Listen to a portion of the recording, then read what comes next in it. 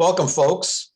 Beverly Gottlieg and I, Dick Rossman, are happy to welcome you to this webinar on how small business owners can sell better and sell more. Beverly and I belong to the SCORE chapter in Boston, and this is a webinar that's brought to you by the Boston chapter plus the other chapters in Massachusetts and the Rhode Island SCORE chapter. So we welcome all of you. A little bit of housekeeping first before we get started. Many of you, I'm going to assume, have worked or are working with a SCORE counselor, and we hope you do. We as SCORE counselors offer free business consulting, and we're always looking for more clients. So at the end of the webinar, we'll tell you a little bit about, if you don't have a SCORE counselor and want to work with one, how you can do that. In our Boston chapter, there are about 80 counselors like Beverly and myself, and we have there are folks with small business experience, large business experience, and almost any horizontal that you can imagine: marketing, HR, sales, operations, finance, etc. And so we're happy to work with you if you are looking for some assistance in managing your small business. The other role that SCORE has is offering webinars like this one on every month. We offer at least 12 webinars a month on almost every topic that you can imagine to assist a small business. And so if you haven't been receiving these emails about these webinars, you will start now by having enrolled in this one. And so check them out, read them over, and attend more webinars. We usually get rave reviews on our webinars.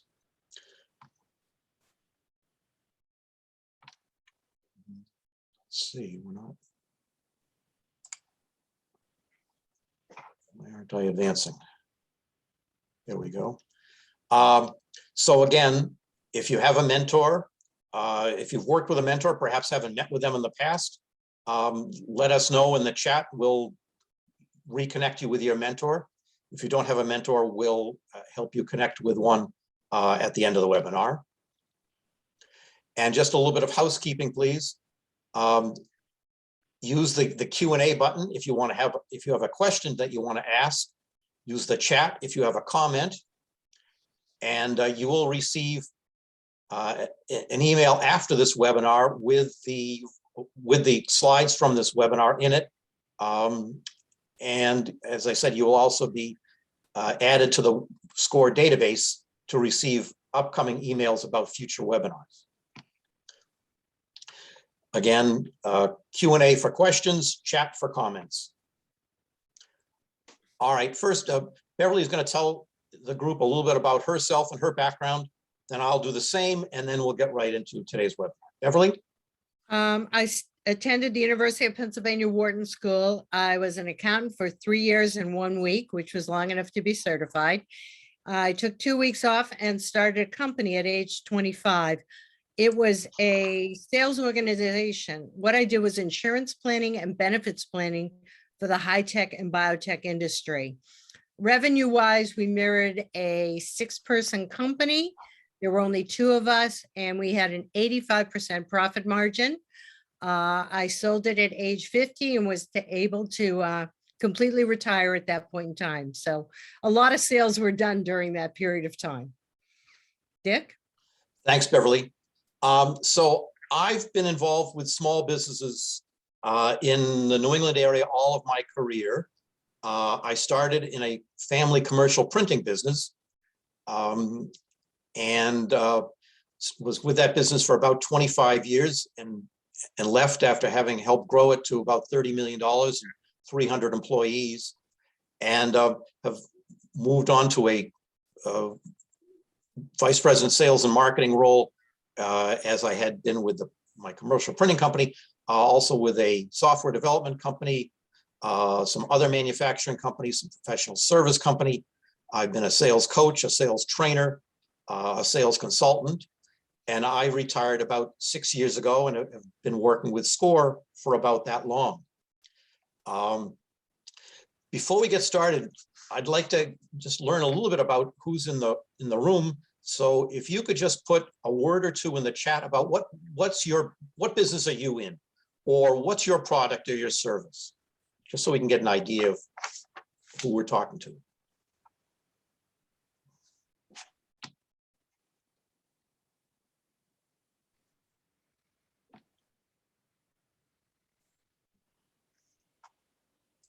I'm seeing dry cleaner, acupuncture, restaurant and catering, wine and vintage clothing boutique, chemical manufacturing, insurance, health coach training, holistic healing, gift boxes. Oh my gosh, that's going too fast. Children's books.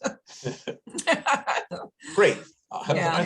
That's enough. That gives us a great idea of who we're talking to. And as I thought, it would be a wide range of folks selling lots of different products and services.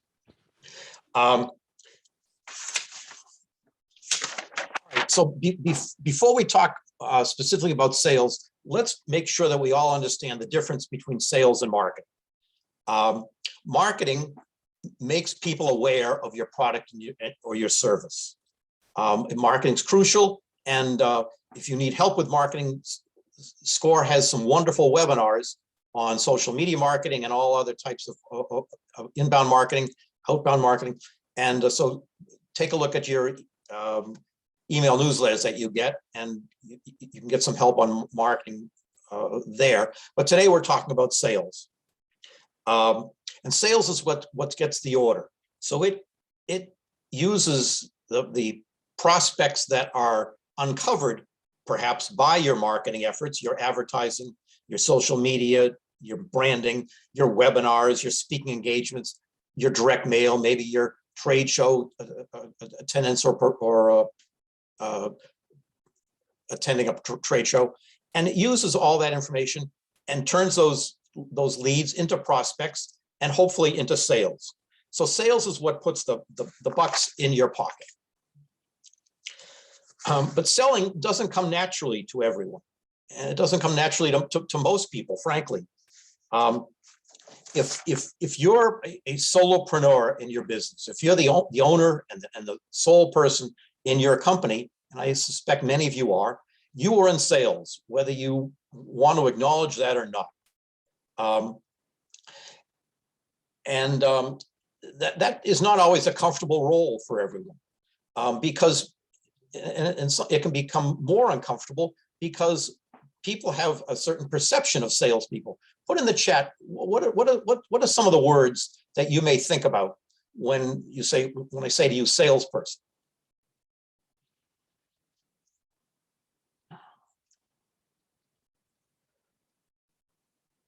What are you seeing, Teresa? Read off a few of the words.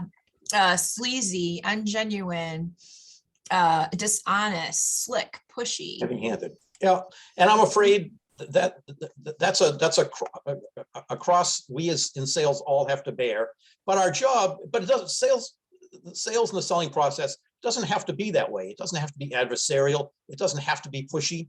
And frankly, the most successful salespeople aren't. And that's because they learn the processes that work for them, that make them effective salespeople. And they've also learned that done properly, the selling process is going to benefit both the buyer and the seller. Because you've got a valuable service or a valuable product to offer to your clients, to your customers. And you need to be able to uncover their needs by asking the right questions in the right manner, because and then you will be seen as a solution to their problem. And that's really the goal. People want to buy, but no one wants to be sold to. So they want or need to buy from you because they've got a problem that you can solve.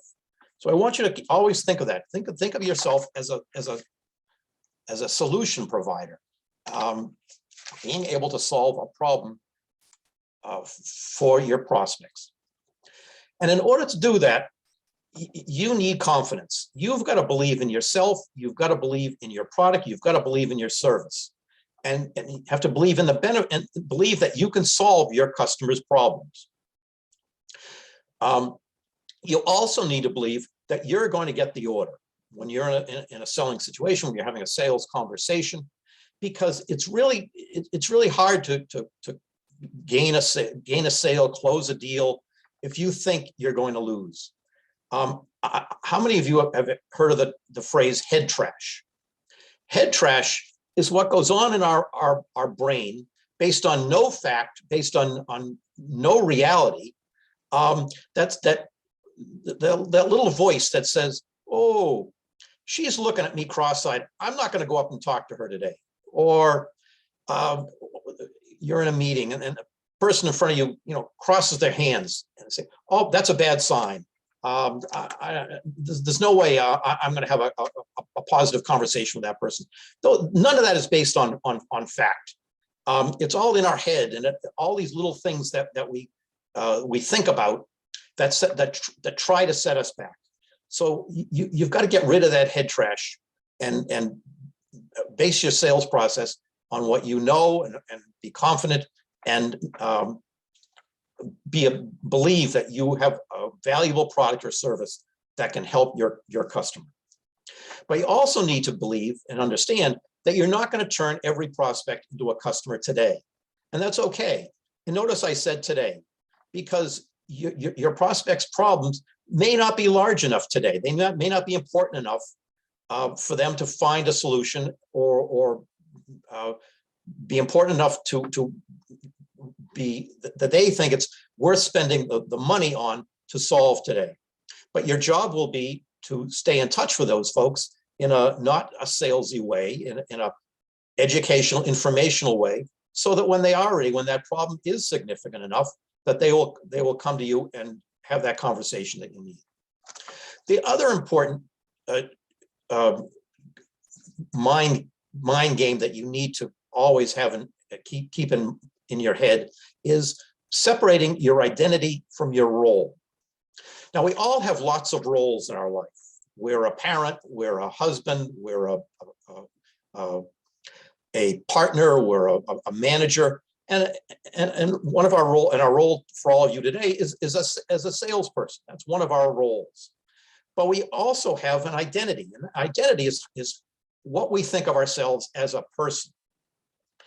And so if you have a lousy day in your role as a salesperson, you made 20 calls and no one picked up the phone, you spoke with a dissatisfied customer, you had to put out a fire, and you didn't have enough time to follow up with some prospects. And so if I asked you what your, on a scale of 0 to 10, how would you perform today in your role as a salesperson? And you might only say 5 or 6. Well, that doesn't mean that in your identity as a person, you're not a 10. And so you need to always distinguish how you think of yourself as a person versus how you might think of yourself as your role as a salesperson. And so, and also have that understanding, if you're a 5 or a 6 today, how come? What did you do? And what do you need to do to make yourself a 10 tomorrow in your role as a salesperson? Let's talk about a little bit about defining your customer, because it's crucial that you define your target customer. It can't be everyone. I met with some of my SCORE clients, and I ask them, who's your target customer? Who can use your product or your service? And sometimes I'll hear from them, well, they can be anyone. Everyone in the world can use my product or service. And you know what? That may be true, but you can't market, you can't sell, you can't direct your brand to everyone in the world. You've got to narrow that down to something that's more realistic and reasonable and logical. And you can do that by geography, location, male, female, certain ages, professions, interest, condition. Those are all different ways that you can narrow down who your customer is to to define your target. And it's really important that you know who your target customer is. So, for example, IT managers at pharma companies in New England. I mean, that's a target that's definable. You can market to that group. You can develop your brand and your website around that group of folks.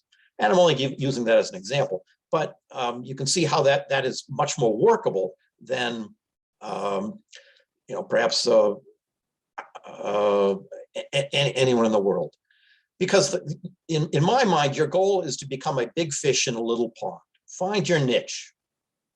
And by defining your target customer in a narrow fashion, it gives you much more of a chance to become the expert, the go-to person, the person who's knowledgeable, who's seen as the most knowledgeable person in your market, in your pond. And that doesn't mean you can't have more than one ponds. You could also be working with IT managers in New England in healthcare companies. So you can add another pond as well, but make sure that your pond is small enough so that you can be perceived and become an expert and be knowledgeable in everything about that pond. I'll give you an example. I had a client, a SCORE client, who was a massage therapist in the Metro West Boston area. And she was an excellent massage therapist, but she was having trouble getting traction in her business because there are lots of excellent massage therapists in this area. So she got some additional training and became certified as an oncology massage therapist. And she started approaching doctors' offices and healthcare facilities and hospitals who treated cancer patients. And slowly she became an expert she actually expanded her geography, became an expert in the Eastern Massachusetts area as a wonderful massage therapist who worked and helped cancer patients. And her business took off, and she had more business than she had time for. So by narrowing her pond, she became the expert and in that pond and helped grow her business. In the selling process and in talking to prospects, we've all got to remember, as your role as a salesperson, it's not about you. This is about what's the problem that you solve for your prospects, for your customers. So in your elevator pitch, you don't want to go and there are some great SCORE webinars strictly about developing your elevator pitch, so you can look for that. But just touching on it, you don't want to go on and on and on and on about all the wonderful features that you or your product offer, or all your history. Your prospects don't care, frankly, about all those features. They care about how it affects them and how can you solve their problem of service. They also want to know, how are you different from your competition? So what distinguishes you? What distinguishes your products and services from your competition? And they want to know, how do you work? How can you solve my problem today? And more importantly, why should your customer buy from you? So the answers to these questions all want to be how you focus your messaging, your elevator pitch message, your website, your content, all the blogs that you write, all developed around what are the problems that you can solve for your customers. And the way to do that, the way to uncover and find out what their problems are, is basically by asking questions, because they're not going to tell you right out of the chute what their true problems are. People's real problems have some sense of emotion to them, and because people buy to solve an emotional problem. Even with buying a car, there are some people who buy a car simply because they need some transportation to get from here to there. But we know that people buy a car for emotional reasons too. They like the way that it looks, the way that the car sounds, the way they feel in the car, etc. And so people buy to solve an emotional problem or an emotional situation.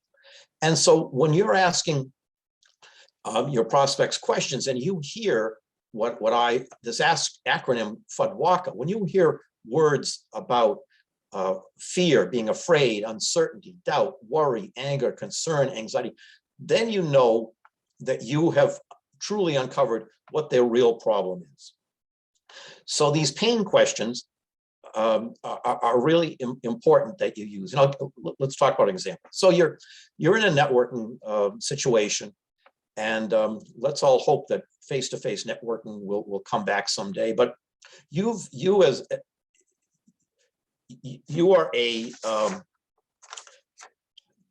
sell human resources benefits, employee benefits to small business owners, and you meet a small business owner, and he says he's thinking of adding some employee benefits to offer to his employees.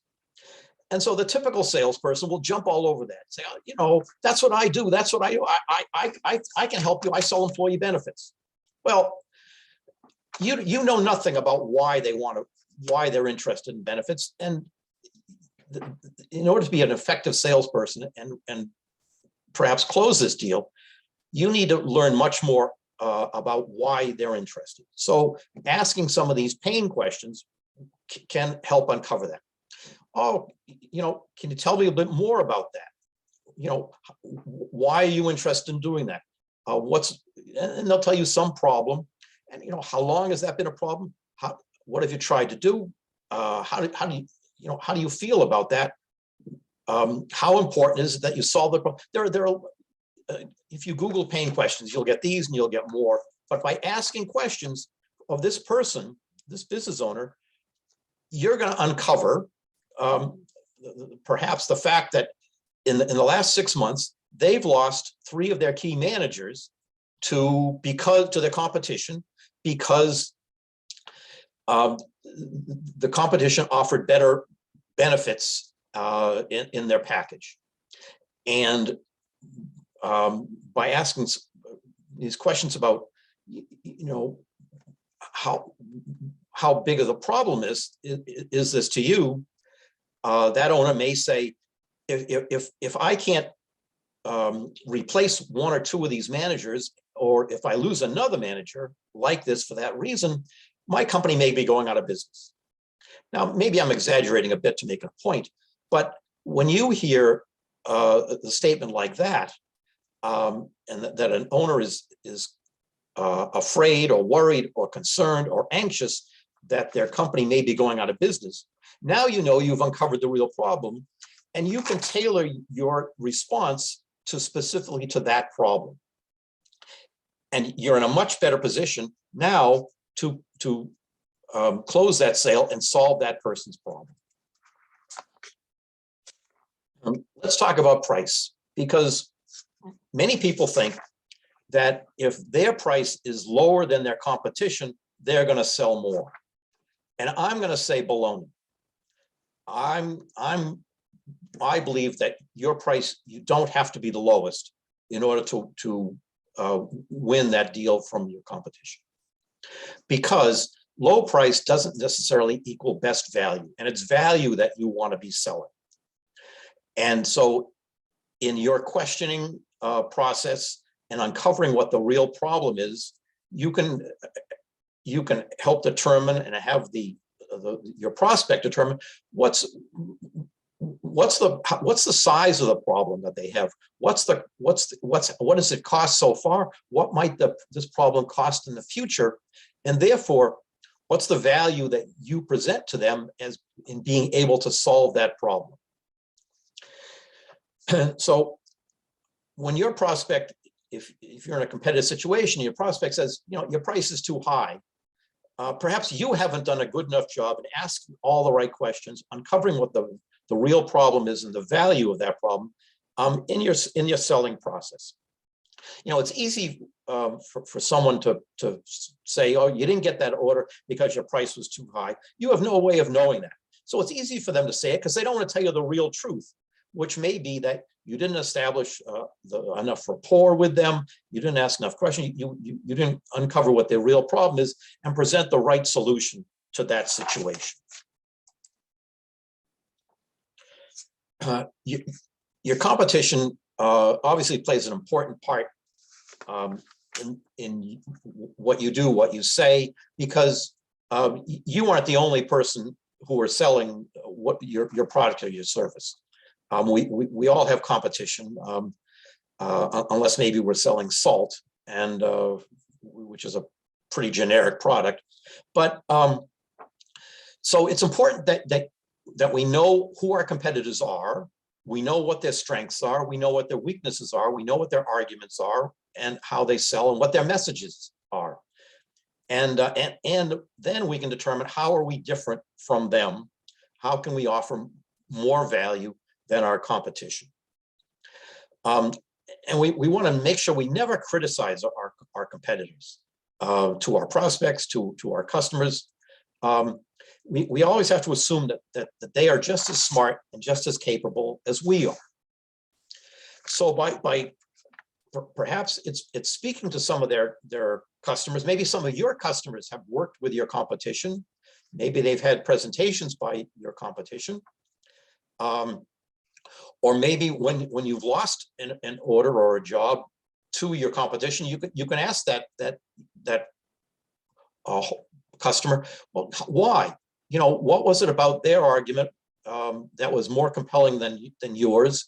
And learn from that. Understand the arguments that your competitors are going to use, so that next time you're prepared to knock them down in advance. And just because you weren't chosen at this moment, that doesn't mean that going forward you may not be chosen. So you want to stay in touch with your customers, so that going forward you want these prospects and customers to think of you instead of your competition. We talked at the outset about how you are your company's salesperson. I know you wear lots of hats. You've got a marketing hat and a finance hat and an HR hat and a product hat and an operations hat. But as that owner and key salesperson for your company, you've got to recognize that you've got the importance of your sales hat. And one way to do that is to set aside time in your week for selling. And by that, I mean, put it in your calendar. Let's say Monday and Thursday from 9 to 11, you put in your calendar, that's going to be your time to sell or deal with selling issues, or prospecting, or growing your brand, or reaching out to past customers, or following up with prospect leads, whatever it may be. But put it in your calendar. Don't override it. Don't delete it. And know that that's going to be the time when you have set aside for yourself to focus on your sales. And don't wing it. You need to be setting goals and objectives, and then figuring out how you're going to achieve those goals. And so with goal setting, we like to set goals that are SMART goals. SMART stands for specific, measurable, achievable, relevant, and time-bound. So a good example of a SMART goal would be, I'm going to get one new client every month for the next 4 months. That's a goal that follows all the SMART acronyms here. It's specific, it's measurable, it's achievable, it's relevant, and it's time bound. And so think about setting your goals. And we're now going to hear from Beverly, but when Beverly's through at the end of the presentation, we're going to talk a little bit about setting up a process and how to achieve the goals that you set up. Beverly? Thank you, Dick. If you want to advance to the next slide. There you go. Dick is actually going to be advancing my slides, which I sometimes forget to remind him. So hopefully I won't have an issue this time. The first thing I'd like to start with is that successful people do what others aren't willing to do. And you're going to see a lot of examples of that during the rest of the presentation. Successful people do it. It was my mantra, what others aren't willing to do. I'm going to circle back to what Dick had talked about. It is really important that you define as precisely as you can your customer, because it's going to help you to find them, how to find them, where to find them, what to say to them. You need to know their problems, not only the problems that you're going to be addressing, but know a lot of their other problems. That way you're able to build rapport and they really believe you understand what's going on in their world. Next slide. You can have multiple types of customers. Somebody asked in the Q&A, and I want to get back to that. You can have multiple customer segments, but they need to be marketed to and sold differently, because where you find them, how you find them, and what you say to them is going to be very different. I had a locksmith. His bread and butter, which was his daily income, came from BU students who used to lock themselves out, or BC students or Northeastern students that used to lock themselves out on Thursday, Friday, Saturday nights after partying a bit. So how he marketed to them was very different than the bigger customers that he went after, which were the property managers of condos, of apartment buildings. So even though it's extreme, he had two different client segments, which he marketed and sold to differently. When you get to know a client and again, know their problems, find out more about where they get their information from. What periodicals do they read? What websites do they go to? What type of hobbies do they have? All of this is going to really help you relate to them. And also when you're looking at client segments, think outside the box. Just because a client segment is unaddressed doesn't mean it's not profitable. It can be one of your client segments. I did insurance planning and benefits planning. And at first people said, don't work with engineers. And I said, why? And they said, because they need to know all the answers. And I said, so know all the answers. They asked too many questions. I'm like, so know the answers. And I started to work with the startup technology companies. It was a completely ignored segment. People did not think it was profitable. Well, startups grow. And once you're in there and you do a good job, by the time they are very, very lucrative, you can't be dislodged. So again, you can become a big fish in a small pool through one of these unaddressed segments. Network defined process is much easier now than it has been in the past. Buy a new notebook, start an Excel sheet, whatever way you feel most comfortable with, but you can easily go through your phone, see who all your contacts are.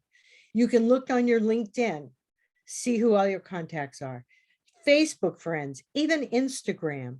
And what you should do is write down who can buy now, who can buy later, and as importantly, who can refer people to me.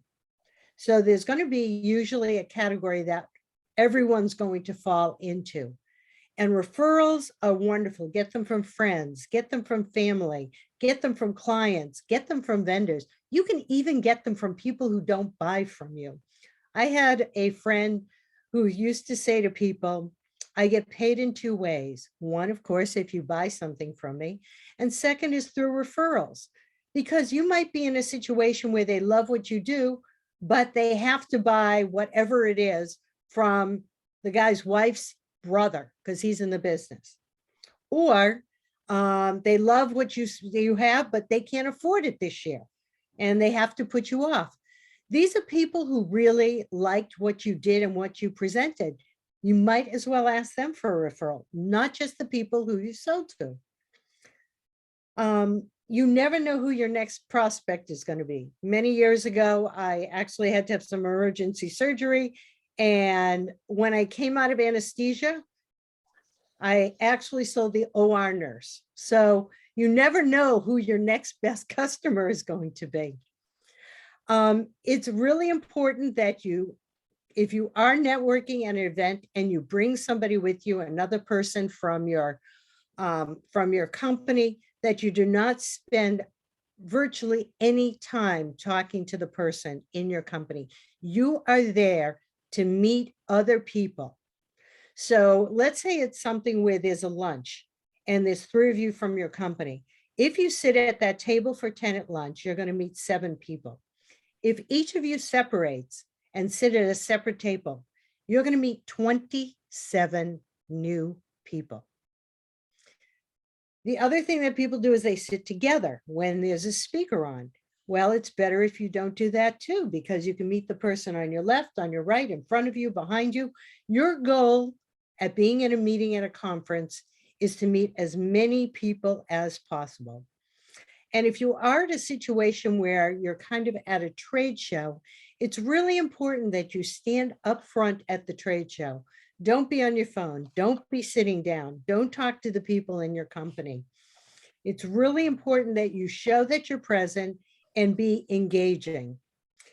Building a sphere of influence. Now that is a great term. Let me describe it a little bit more precisely. It's having somebody fill your pipeline.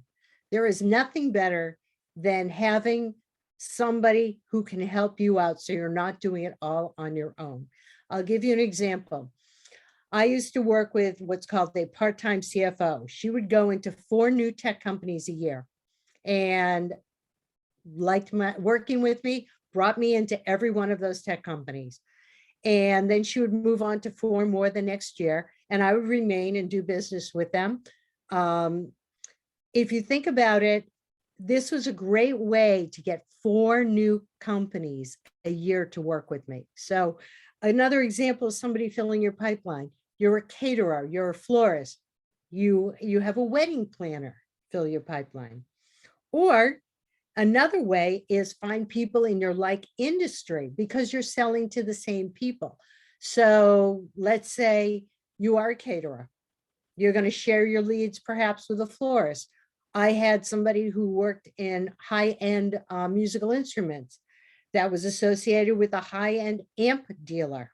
So your people that are your customers are the same customers. Perhaps you can share leads. And again, I always say this, think outside the box. I used to try and think, where are all the people who are like founders of tech companies gathering? And then it hit me, the VC's Christmas party. So I would do anything to get to a VC's Christmas party. But at the Christmas party, I would go up to somebody and I would say, hello, my name is Beverly. What do you do? And they would tell you, and I'd ask for a card. Then I would tell them what I did and end the conversation pretty much there, because they're there for a shrimp and a cocktail, not to talk about benefits. So I would simply say to them, thank you for your card. Would you mind if I called you on Monday? And then I would call them on Monday. So you have to figure when it's best to talk to somebody, but you want to get enough so that the next time you can make that call. So it's a warm introduction. And just to give you an idea of where I said people do, successful people do what others aren't willing to do. At one of these parties, the president of the company pointed to a woman and said, she handles it. So I went up to her and she was actually mean, but she gave me her card. And I said I would call on Monday, and I stared at that card at least 10 minutes before making that call. And in the end, not only did I do business with that company, I went to her 50-person wedding. So you never really know. Again, you never know who your next best customer is going to be. And it's very important that you do create a database, that you have a CRM tool so that you know when to get back to people. Next slide.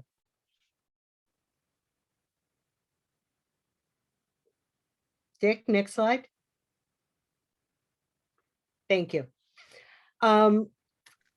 Social media, inbound marketing, very important, especially if you're in a visual industry, then Facebook for jewelry, clothing, food.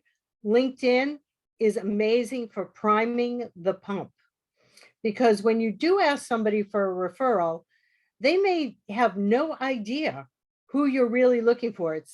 They can't come up with something. You have to help them. If you go in to get a referral and you've actually looked through somebody's LinkedIn prior, you can give them suggestions on who is the best person to refer. One, you are actually giving them names that they would be able to refer you to, but along with that, you're also giving them an idea of who the best candidate is for you to be referred to. Instagram, again, visual products, jewelry, etc. The thing about social media, it's great if you can get noticed by an influencer. There's now a new commercial on TV that actually shows that, where somebody accidentally endorsed somebody and her business went through the roof. The other way is to join groups and join chat rooms and be seen as an expert within that chat room. So there's many different ways that you can help yourself on various sites. The other thing is that we have a lot of, as Dick mentioned before, social media, SEO, e-commerce, digital marketing webinars. Attend as many of those as you can, because you're going to be able to get different information in each one, and it's constantly evolving. Cold calling. I loved cold calling, and we'll be getting into that later. You can buy lists. I used to go to the marquee in the office building, and if I didn't have the HR person I needed to talk to, I used to say, I need to address some information to the person in charge of HR. Who should I address it to? They would give you the name, and then I would call back and go into that person voicemail or talk to that person. So sometimes it's a two-part cold call where you need to get to the right person so that you can get them the information. Blogging and videos, very, very helpful. Again, a way to be seen as an expert. Email campaigns. I'm going to circle back. Constant Contact does a great job. You want to define that customer. Think about it. You really defined your customer well. You have 100 great leads. Out of those, you get 10 meetings and you sell 3 of them. Now the person who didn't define their customer very well, they might get 500 leads, but within that 500, there's still only 100 good leads. So you're still going to be just really being in touch with the 100 that are good, getting the 10 meetings, the same 10 meetings, selling the same 3. So do you really want to have the time and expense associated with the 400 that didn't really fit the profile, or get a lot more yeses and have a better experience, less cost, by defining your customer very well? And again, think outside the box. Again, I worked with startups. I found a list by the Secretary of State's office that would list out all the new startups. And I would go through it, mark off all the technology and biotech companies that I wanted to talk to. And in those days, they charged you for information if you called from a house. So I would go to a hotel and call information 400 times till I got all those phone numbers I needed. Because again, successful people do what others aren't willing to do. And the beautiful thing was, I was usually their first call. So I was in there before anybody, which gave me a huge advantage. One of our customers or clients, excuse me, at SCORE started a dental practice, and it was down in pretty much an industrial area. And what he did was he delivered flower baskets with brochures about his dental practice, because if you think about it, people don't want to lose a lot of time going to the dentist. They could go for an hour and come back quickly, or they could go at lunchtime or right after work or be an hour late for work. He built his entire practice by delivering these flower baskets and having the information in those. Next slide.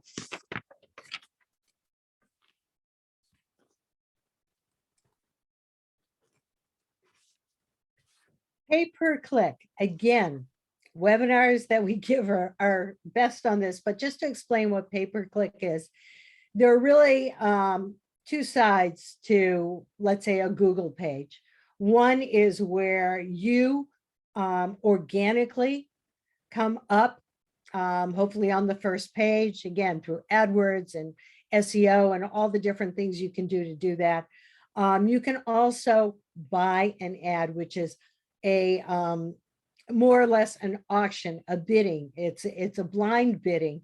So whoever bids the most per click will show up first on that.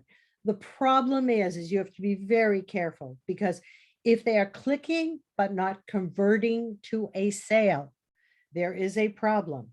So pay per click does work for some people, but you need to be careful. And again, I would say attend the webinars that talk about e-commerce and platforms, digital marketing, social media, and SEO. Next slide.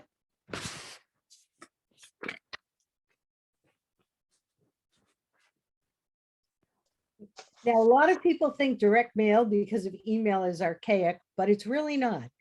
I live in the city, and if I received a card in the mail about a window washer sometime in January, I would save that card. So if anyone is in the window washing business, please blanket parts of Boston, because we really do need window washers here. So direct mail does work for certain industries. Everything is about what industry, and a lot of it's timing. Trade shows. If you go to a trade show, not only talk to the attendees, but talk to the other vendors. Remember, you're all there, quote, selling to the same customers.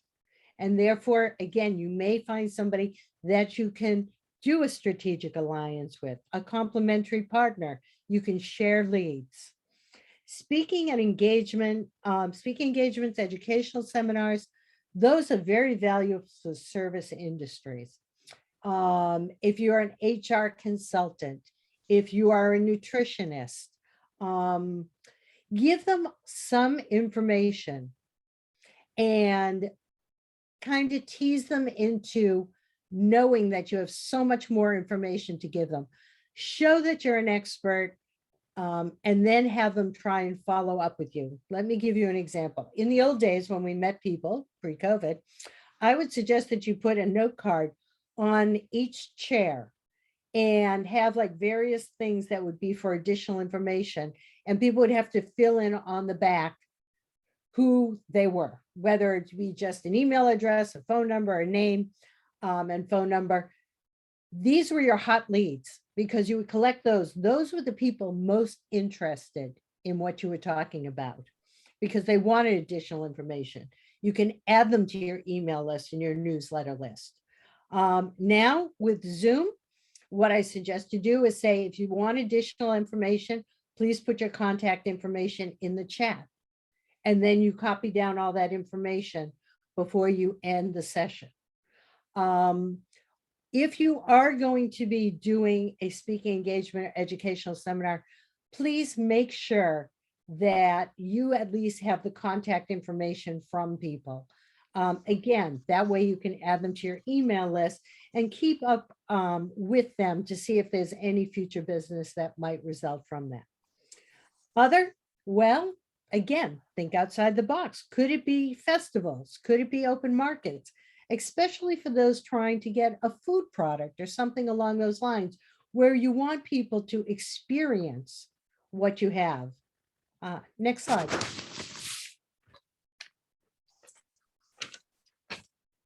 As Dick said, the elevator pitch is very, very important. It's either I help with, I work with. It should be something that's one or two lines. Mine was, I do insurance planning and benefits planning for the high tech and biotech industry. I love working with the founders of startups. You knew right away who my target customer is and what I do. I had a woman who came to SCORE, and she was going to a networking event that evening, and we had to work on her elevator speech. And we came up with a wonderful speech after, working on it for about a half an hour. And I said, great, now say it to me. And she's like, oh, I can't do that. And I said, we've just worked on it. If you can't say it to me, how can you say it to the people you're going to be networking with tonight? So she said it to me finally, and it was pretty rough. And we did it again and again, and it got better each time. And then I dropped a pen and I said, okay, now say it while you're picking up the pen, because that's how much it has to be inside of you. It has to roll off of you, because all your responses to somebody need to be kind of innate. You have to kind of know what you're talking about, because the whole point is to ask probing questions and to listen to them. You shouldn't have to be thinking about how to say things. You should know how you're going to say things, because you should actually know a lot of these problems and have responses. And the probing questions, as Dick said, pain points. How is your current vendor? Any problems or issues in the past? And the fact is, if they come up with none, you should know your client so well that you could say, oh, did this ever happen to you? You should know the problems. Maybe one of those resonates with them. So you want to listen and develop solutions. And then you want to articulate how you can help the prospect, because it's not about you. It's not about all the features that your product has. You want to solve their problem. And always ask for the order or the follow-up opportunity. I once actually put on my coat and was ready to leave, and the woman looked at me and she goes, isn't there some paperwork we need to sign? I was like, oh, took off my coat, sat down, we did the paperwork. I was so embarrassed.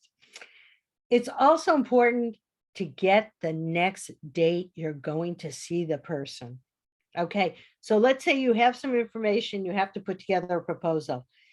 Get the next date on the books and say to them, I will email you a confirmation at the beginning of the week to make sure it's still a good time and date for you. Because you don't want to spend your time trying to chase somebody for the next date. You want to have the date in the calendar. It's more than likely going to stay. And that way you only need to confirm. So always try and get the date for the next meeting. Next slide. So telephone calling does work, but it takes time. I have a client, and what she would do is she would send an email, make a call, send an email, make a call, and then send an appointment invite. And sometimes, even if she hadn't reached them, some of the people took the invite. If you have a list, 1 or 2 no's means nothing. It does not mean the list is bad. It does not mean what you're saying is bad. If you have 200, 300 and nothing results from it, then you should start to look at the list or what you're saying.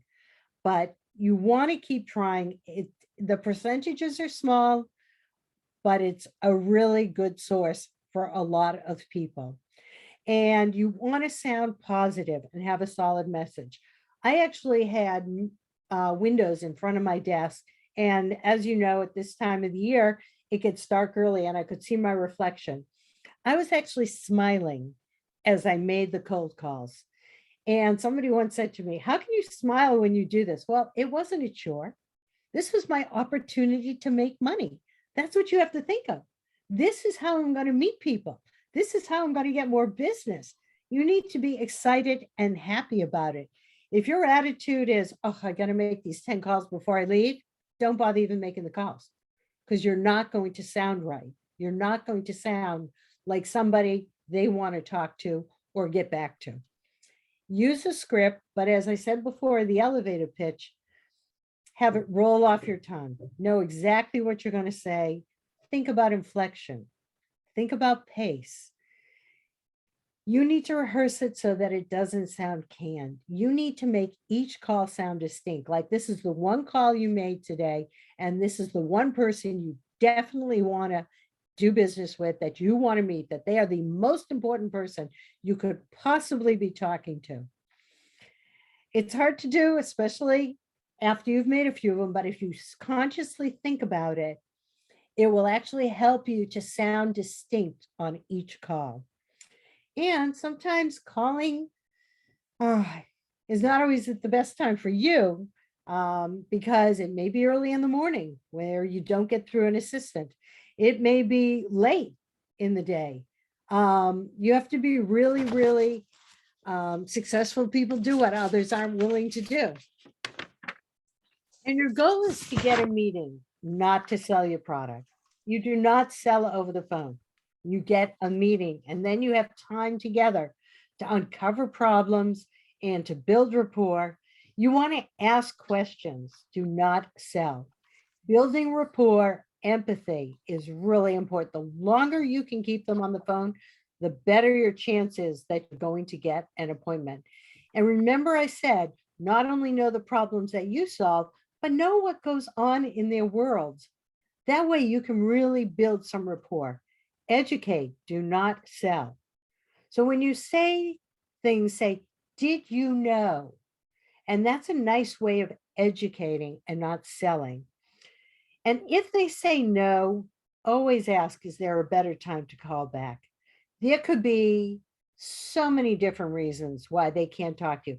This could be their busy season. You never want to call an accountant from like February 15th through almost May because of extensions. Their slow time is the summer. So there may be a better time to get back to somebody. You don't know if they're moving their offices in 2 weeks. You don't know if they've just signed a contract with a vendor. And so there's no need to talk to you now. Always ask if there's a better time to call back and see if you can call them back when it's a good time for them. There could have been disaster. They could be waiting for VC money, a loan. There's 1,000 reasons that have nothing to do with you. They might need you, they might like you, they might want you, but it's just not the right time. So you need to be organized and have client management software so that you can get back to them when they told you to. Next slide. So when you're meeting with clients, it's really important that you establish rapport. I worked very well with people from MIT. Their insignia ring is called a brass rat. If I walked in and the prospect had a brass rat on their finger, they were mine. Why? I knew how to make them feel. I knew how to establish trust with them. I knew how to get them to want to do business with me. So establishing that rapport is really important. And you can use body language. If I hold my hands, oftentimes if I wasn't sure, I'd put them out on the desk like that, or I'd touch my face. If somebody mirrors what you do, you've established rapport. It's kind of a tricky way to see if you've actually reached them or not. The art of listening, that's the most important thing you do. The entire beginning of a meeting should be almost all listening. Ask, don't tell. I always said I don't sell, they buy. You have 2 ears and 1 mouth, use them in that ratio. It's called the 80-20 rule. They should be talking 80% of the time and you 20% of the time. Because if you don't uncover a problem, then there's no sale. And as Dick said, you should know if there's competition. So you might want to write this down. This was one of my favorite lines. Though most people only meet with me, have you talked with anybody else? Though most people only meet with me, so you're kind of setting the stage, have you talked with anybody else? Next slide. It's really important that you talk to the decision maker. And this may result in 2 meetings because sometimes you're not with the person who is the decision maker, but it's important, 1, that you uncover the decision maker, and 2, that you're the one presenting. Think about it. You know everything about your product. You're explaining it to somebody in a 1-hour conversation. They probably catch, let's say 60, 70% of it. By the time you leave their office, they're down to 50%. By the time they meet with their boss 3 days later, they remember about 30%. They can't answer the questions. And more importantly, the problems of the person you talk to may not be the problems of the decision maker. So let's say you have something that will save the person you talk to a lot of time, make their job easier. But they have to present this to the CFO. Well, the CFO is concerned about the ROI, the return on investment. You know, he doesn't really care that it's going to make somebody's job easier unless it can make them so productive that there's a return on investment. So what you want to do is say, okay, let me present. You have to have some language to present, or upfront say who makes the decisions about this so that they can all be in the room. It's really important you present to all the decision makers. The next thing is, can they afford your product? Now, this is always a tough question to ask. Do they have a budget? Because you may come back with something that has a base plan with some add-ons, or you might show them a 3-year plan, or you might show them, you know, some beginning elements that you could do and then add some elements later. So you want to know what the budget is. One of my favorite lines also, what needs to occur before you move forward? Very important question. It could be, again, a myriad of things. You might uncover a new decision maker at that point. They may be waiting for VC money. They may be moving their offices. They may be hiring somebody and want that person to actually make the final decision. They may be putting in a new software system and they can't do anything until that software system is up and running. There could be a number of reasons. What needs to occur for you to move forward? And the most important things is to create a pipeline of prospects. You can never have too many prospects.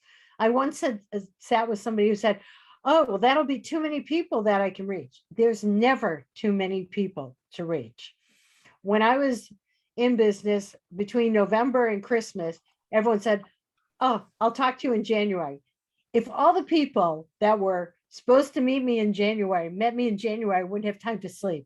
And I slept every January. So it's very good to have as many prospects as you can. Create a funnel of prospects and then make the sale. Dick, back to you. Thanks, Beverly. One final slide, one very important topic, which is on goal setting and accountability. We talked a little bit about setting, the importance of setting goals and setting SMART goals. So, and now we need to set those goals, determine how you're going to achieve them and how you're going to hold yourself accountable, because you need to be able to track your progress to these goals.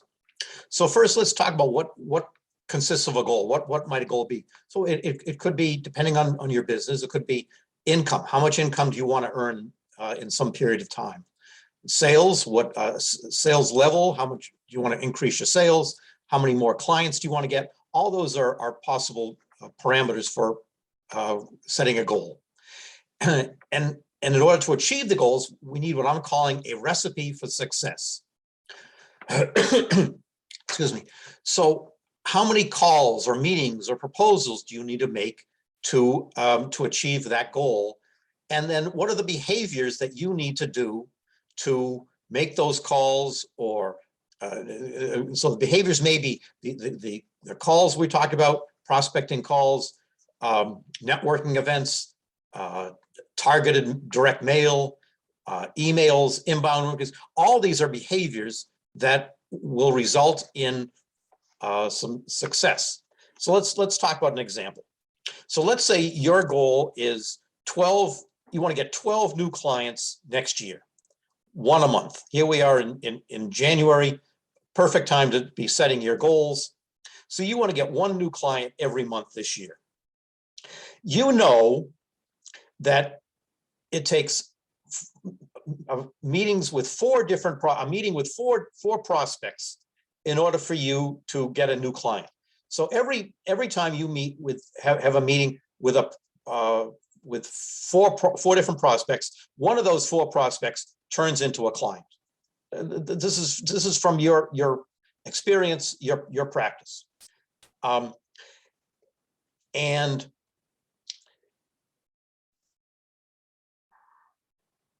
So if you need 4 meetings in that month, and one of those meetings will turn into a client, then you need to have a meeting with a new prospect every week. And then you've also determined that if you spoke with 25 people, 25 new inquiries,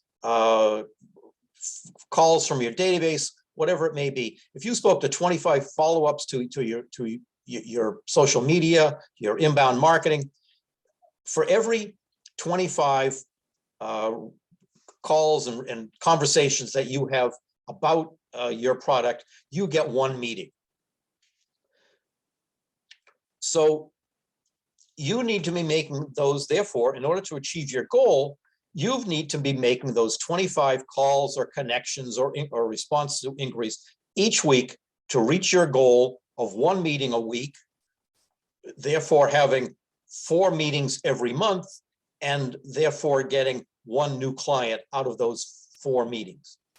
So by sort of distilling down your experience, your practice, or if you don't have that, starting from some assumptions that like these, and see where it goes. But now we've got a recipe to achieve your goal. And in this case, what we've determined is you've got to reach out to 25 new people about your product, your service every week. And if you do that, you will get a new client every month. Now, who's going to hold yourself accountable? Some people are good at holding themselves accountable. Some people have management partners or that they can work with. But a great person to help you stay accountable is a SCORE counselor. And so that's one of the jobs that we perform with our clients, is developing a recipe for success like this one, and then holding them accountable so that they can succeed. So if there are any questions, more questions, put them in the chat. Thank you very much for listening to us today. I hope you have some takeaways. If you'd like to meet with Beverly or myself, you can put that information in the chat. If you just want to set up a meeting with a SCORE counselor, give us your contact information in the chat, and we'll be happy to get back to you and connect. Beverly, anything else? Teresa, anything else we need to do? No, I think that covers it. Somebody just asked about the slides. I'm going to put the link where the recording can be found, and that'll be posted by tomorrow. Whoops, something's moving here. Wait 1 second. Back in the chat so you guys see it.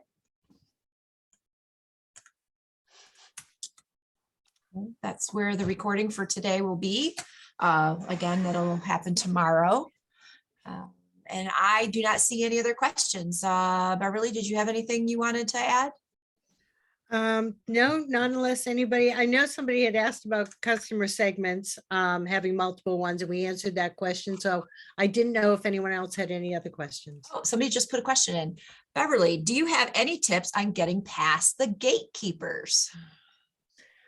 One is to try and call at an hour when the gatekeeper is not there. That's one of the ways that I used to do it. The other is to be really nice to the gatekeeper. Find out more about that person, talk to them, not so salesy, but say, you know, I work with this. I know he probably gets a ton of calls on this. I know that you're probably the one who screens these calls. This is kind of a unique product. What's the best way to reach him? Should I first send an email and then follow up? You know, my name is Beverly. Can I call you back in 2 days? Build some rapport, try and find out how she would like you to get the information, because she doesn't want to get in trouble with the person, but that doesn't mean that the person doesn't need. So you almost want to create a way that says, yeah, I know he gets a lot, but he might actually need this. So rather than screen me out where that's kind of a bad thing, how do I move forward? And I found that to be kind of successful. I agree. Making the gatekeeper your friend, and asking for a favor. People in general like to help each other. And if you can, establish a little bit of rapport, make them a friend, not your best buddy, but and ask for a favor and make the favor reasonable, a reasonable ask. Usually you can get started there. I do not see any more questions, so I guess we can go ahead and wrap up for today. Oh, wait. Oh, shoot, my screen just froze. Hold on. How can I apply this information to selling services? Can we get a definition of what type of services? I can try. Let's see, whoops. Like workshops? Is that the same person? Yes, like selling workshops, for example. I still don't have enough information because it depends on workshops for what. Community resources. Why don't we have that person give? Why don't we have that person? Name. One of us will give them a call. Yeah, I think that's probably the best bet. We need Okay. more information. And yes, for Elizabeth, we can definitely help you with a recipe for success. Definitely. Okay, and I will reach out to both of those people in an email and copy Dick and Beverly, and we'll get you connected with someone. All right. I think that covers everything now. So, Well, I guess, thank you, everybody. Thank you, everyone. okay, have a good week. Bye.